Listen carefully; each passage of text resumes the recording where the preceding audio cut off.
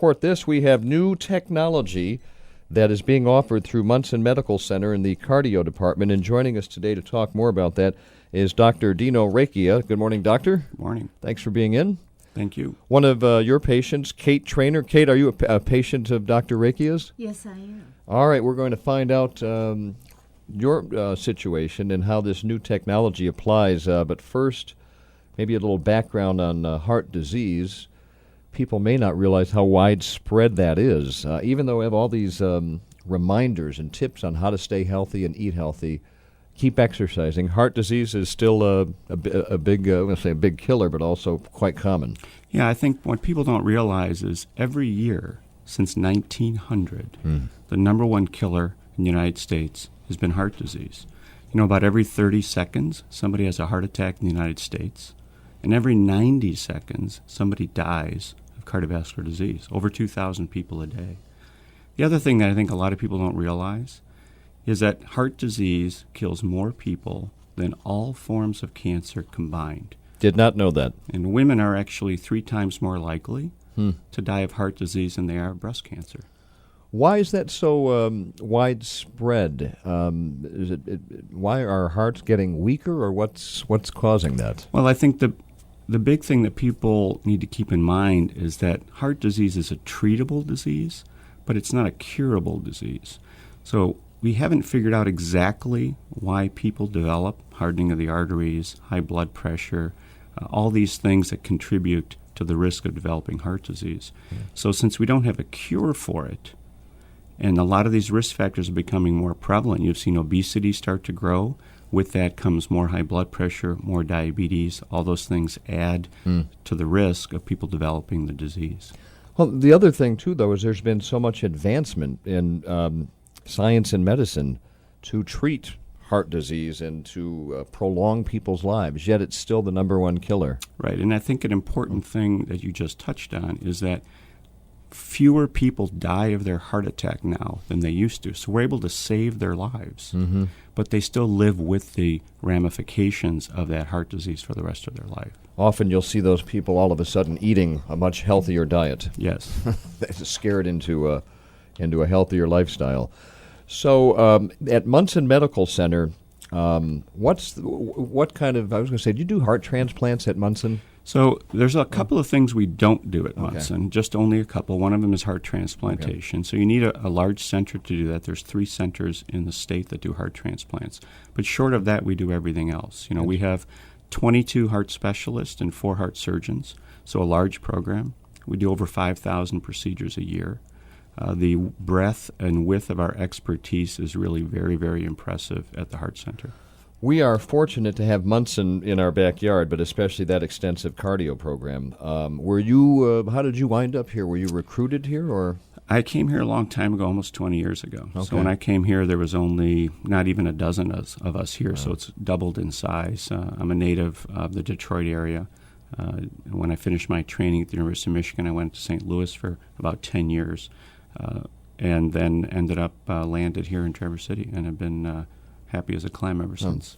It's not a bad post. Do you have? Does the hospital have to have some recruitment program to attract heart specialists? Yeah, so we've been very fortunate in that we've recruited tremendous young talent over the last few years, and recruitment becomes almost a self-fulfilling prophecy. If you bring really good young people, they have people behind them in training. And they contact them and say, hey, how do you like it up there? And they say, we love it. It's a great place. And that brings more people our way. So we are all lucky to have the Heart Center there and good specialists. And Kate Trainer probably knows that better than any of us, right? Well, I certainly have a lot of personal experience with the cardiologists and services that Munson Medical Center offers. And there is a new procedure there. That is, how unique is this CardioMEMS to, say, to Michigan or to northern Michigan? So we were only the third hospital in the state of Michigan to offer the CardioMEMS procedure. Kate was the first patient here in northern Michigan. She was number one. We're the only hospital in northern Michigan to offer it. And there's only about 50 hospitals in the entire country that are offering the procedure at this point in time. So pretty groundbreaking here. Kate, I don't know what you're comfortable in sharing. How did you wind up at Munson's Cardio Center? Well, first of all, I've had cardiomyopathy, and they call it idiopathic. They don't know why, but I've got it for over almost a decade now. And when I first got sick, I was very, very sick. And as it turns out, I improved a great deal, but I would get sick and go back into the hospital,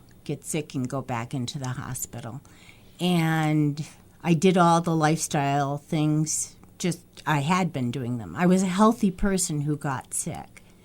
And when CardioMEMS came along, this new technology, which is so non-invasive, the kind of heart failure that I have is the one that is the most common for heart transplant. And that's like the end of the road as far as what you can do to improve your situation. And I certainly didn't want to go there. And this new little tiny thing that fits in my artery in my heart, or to my heart, it can tell by careful measurement every day or every week once I get good at leveling off. It can provide information that will keep me out of the hospital. It can let doctors know 20 days in advance of a symptom that there's something wrong. So you have a device implanted in your, where? It's in her pulmonary artery, which is an artery downstream from the heart. It's a little device that sits inside the artery. And how little? It's about the size of a dime, maybe a little bit smaller. And it was put in through a simple procedure. She went home the same day. And then she has at home a special pillow that has some electronics in it. So Kate lays on the pillow in the morning, pushes a button. The electronics in the pillow send a signal to the sensor in the artery. It measures the pressure for me, sends it over the airwaves, and this morning I got her reading on my iPhone. And the great thing about that... I'm speechless, The great thing about that is, within the first week of me having this little thing, I was getting calls from his team member, Sheila, saying, Kate, we want to change your meds up. Little tweak here. 2-3 days later, a little tweak there. And I'm going, oh, my goodness, all these changes, does that mean I'm not doing well? And they went, no, we micromanage you for a while because we've got all this subtle measurement going on, and then you're going to stabilize. And that was I would say installed. That was implanted through what kind of surgery then? So it's just a simple procedure that we go into a vein in the leg and run a catheter up to the heart, find the artery in the lung where we're going to implant the device, deploy the device there, and then she goes home. It's like a mini camera on the end of that? Not really. We do it under X-ray guidance. Okay. But the device simply lives in her pulmonary artery, and it measures the pressure. And like I said, typically to measure these pressures in the past, we had to do an invasive procedure. So this is a non-invasive way to measure the pressures every day. It's the way to think about it, it's very similar to a diabetic measuring their blood sugar. Okay. But I'm able to measure the pressure in her heart, and she can be anywhere in the world, and the reading gets sent. Like I said, it shows up on my phone if she's outside of the range. So if you get a warning sign, what actions can you take then? So the important thing to remember about this is these pressures will go up weeks before the patient will start to develop symptoms. So once we see the pressures start to go up, then we will give Kate a call and say, hey, something's going on. Sometimes she'll say I had a little bit too much salt the night before, but I feel fine. Sometimes it's just changes in her body that happen, and we'll decide whether or not we're going to make a change in her treatment based on that. And if you look at all the studies that have been done with this technology, it reduces the chance of people like Kate being hospitalized by over 50%. So, I mean, that's great for Kate, but also under the new Affordable Care Act, of course, hospitals are under pressure to get people in and out, or not to get them in at all. Exactly. Yeah. So, boy, that's groundbreaking. So how did Munson decide to adapt this technology and begin to use it? So we were actually approached. Our heart failure program has been very successful here over the last few years, and we were approached about this as to one of the centers in the state that would be a candidate for it. You have to be chosen. And so we were chosen, and as I said, to be one of the first centers to use it, and it's been very, very successful for us. So not all heart patients are candidates for this then, right? Exactly. Okay. So, Kate, you were the first. How's it going for you? It's going really, really well. Yeah. First few weeks, I had the medication changes, and then after that, I think it's been 2, maybe 3 weeks now. I haven't had to have a weekly blood test. That means I've been stable. And I'm getting ready to go on a trip to go bird watching in Texas. Texas. Yeah. Very nice. And you can travel with confidence, I guess. I'm going to travel with great confidence, and I am also taking my machinery, the equipment with me. It's not a burden to do that. It's a little pillow that you lay on and a little monitor that I think looks like a ham radio. Okay. And all I need is cell receptivity, and I can take the readings. So Wi-Fi. You'll be in Texas, and Dr. Recchia will be back here and get your readings, and his staff will be able to monitor that. that's correct. And, and later this summer, she'll be in Europe. That's and we're going to do the same thing. Same thing. CardioMEMS is the technology. Yes. And it's just a little dime-sized unit that's implanted in your pulmonary artery.